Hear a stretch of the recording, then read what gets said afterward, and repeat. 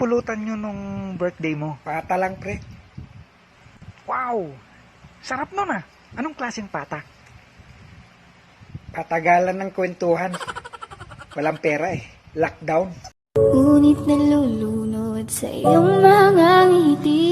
At kung hanggang dito lang talaga tayo, hindi pa babayaan ang daang tinahak na kapiligan. Umabot tayo hanggang dulo.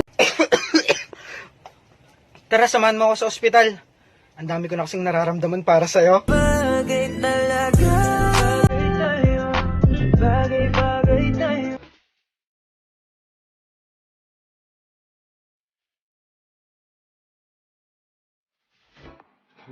Nasarapan ka.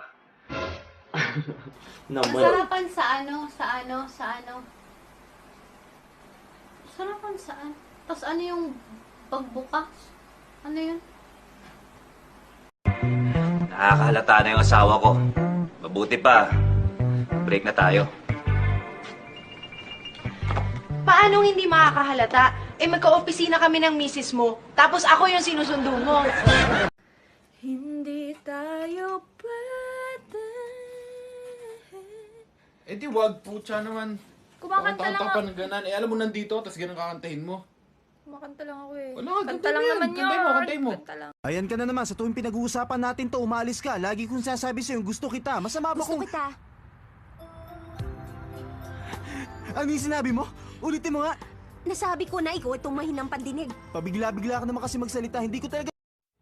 Pakasal na tayo. Sige. Saan mo gusto?